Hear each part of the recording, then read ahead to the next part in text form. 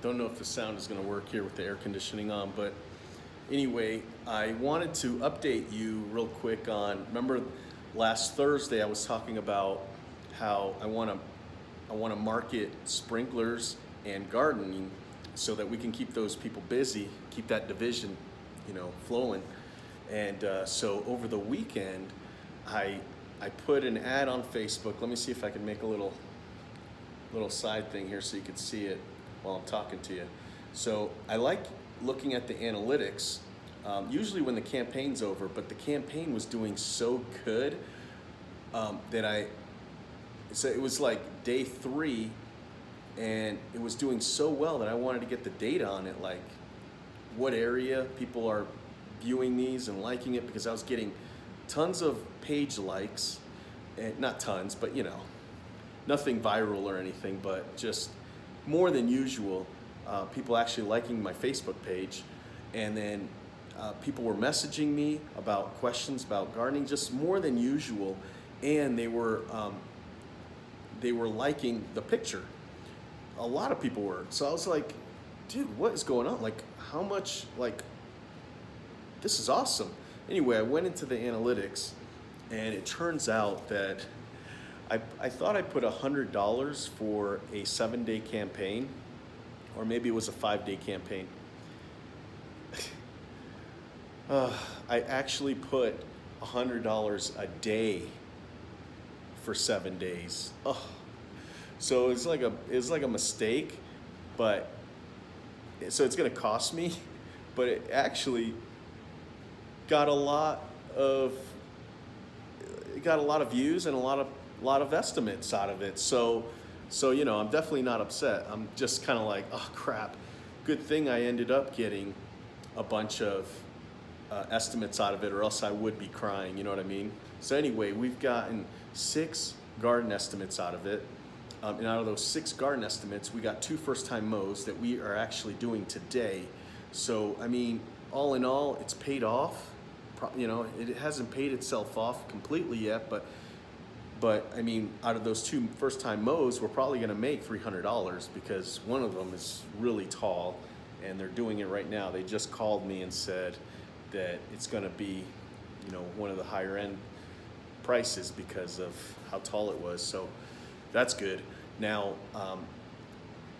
the other thing is, I wish that I could tell you that I won some of the garden jobs, but my garden manager had a food poisoning over the weekend, so she couldn't come in today. And she was keeping me updated all weekend that her stomach, that she's got food poisoning or something, and she's dizzy and all this, and so she wasn't able to come in today. And I was well prepared for it because she told me throughout the weekend she was updating me on her health and stuff. So anyway, we have these quotes ready to go out. We just haven't gone out there to do it. But anyway, I think that yeah, I'm like a little, got shocked that I have to pay this, but I think it's gonna pay itself off. So we'll see how those goes. Now, the other thing with the sprinkler tech, remember when I told you, officially this is like, after today, he'll be completely caught up. Well, by the end of the day, we had enough sprinkler calls come in that we filled up Friday's route for him.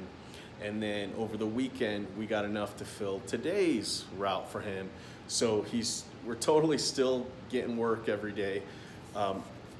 But just in case, so a friend of mine called me that Friday night, like when I posted that video saying that I wanted to try and figure out a way to get more work for the sprinkler tech. So he called me that night because another company in the area called him and asked if they could sub out their sprinkler work to him. And he says that he doesn't do sprinkler work. So he thought about me, and so he had me call them, and I reached out to them, had a great conversation. They're a legit business. I've seen their trucks around. I know of them, and this will be a great partnership. So basically, we'll be doing all their sprinkler work for them, for their existing customers. They don't take any new customers for sprinkler techs, for sprinkler work repair. It's all just existing customers that need repairs on their customers' properties. And so we're gonna do that. And I'm really happy about that because they have a good relationship with these customers, this business. So I know they're going to be customers that are going to be easier to work with than a sprinkler customer that's never worked with any professionals before. So this should be really good. So today, just before I started recording this, I got my first email with a couple of jobs, for our first couple jobs from them. I understand where they're coming from. They're probably just giving me a couple just to kind of see how it's going to work out rather than going full head first in and then end up with a bunch of problems. But so I'm totally cool with that.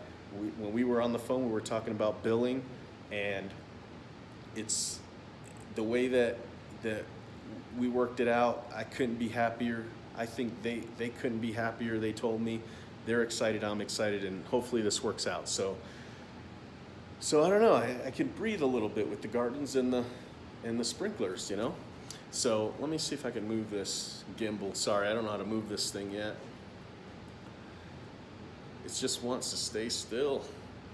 Okay, well, anyway, I got a new little setup here for our dispatcher that I have not hired yet. But this person is going to be in charge of, there we go. This person is going to be in charge of everything to do with the dispatch board. So when the techs write on a note that there's something wrong with the property, or they see this at the property, or this could be done at the property, this person is going to communicate that to us here in the office and to the customer, and vice versa. So I'm really excited about that. This person will also be in charge of any new leads that come in, not the first time calls, but that's another thing. They're gonna learn how to answer the phone so that in the spring, March, April, and May, there's gonna be 3 of us answering the phones. So that's gonna have a higher close rate too, just with more people answering the phones during that busy sales season. So that's another reason why I'm investing in another person in the office, basically just so that they get good enough for the spring to be able to man the phones. And if somebody wants to call off during that busy time, we're not screwed. You know what I mean? So I'm really excited about that. There's more to it than that. That person's gonna do chemical tracking. That person's gonna be dispatching, actually keeping track of the dispatch board when new calls come in and close. That person's gonna be figuring out where they go. They're gonna be, I wrote a list, actually, of a lot of things they're gonna be doing. They're gonna be in charge of automation. So when a tech sees something, they're gonna send out an email. This person's gonna send out an email, and it's gonna have automations attached to it. So this person could have a conversation, think they're actually talking with somebody. So it's their job to figure that out, because those automations for upsells are super important. They're gonna be in charge of forms. Those that use Service Autopilot, you know what I'm talking about. This person's also gonna be in charge of surveys with the customers. And we're gonna be using Quality Driven soon. We haven't implemented it yet, but we're close. And then once we implement it, we're gonna be sending out surveys after every survey, after every service. So that person's gonna be in charge of that. They're gonna be in charge of, sending out the newsletters and that kind of thing. So, and possibly keeping track of everybody's hours. So they're going to be pretty busy. On top of all that, they're going to be taking phone calls so that they can learn how to do that. So it's busy, they're going to be able to handle that. So anyway, I just wanted to update you on that. So tomorrow, I'm actually hiring somebody to do this. It'll be my friend. We went to landscaping school together, so I already know him really good. So this will be awesome. I'm really excited about that. Now, he's not gonna be doing this full time. He's gonna be here. I'm basically gonna have him jump around all over the place, but I definitely will also have him here in the office so that he can learn how to answer the phones too. It's partly one of the things that he wanted to do was like office stuff. Not that he wants to stay in there all the time. He knows how to do a lot of this other things that we're doing, but he doesn't know how to do like this office stuff. So that'll give him a little more experience in the office. So that'll be cool. And you know, I'm basically training a potential competitor because you know he went to landscaping school. This is something he's passionate about. So I hope that I can create an environment here where he actually wants to stay here. And so that's kind of my goal, little goal for that. But either way, it'll be great to have him here. And but yeah, so we're gonna have him jump around. I'm also interviewing another person tomorrow morning at 6:45 a.m. Because that person has another job, and she wants to be able to look for another job in the morning before she goes in at 7:30 a.m. and she has a full-time job. And so this new applicant wants to mow.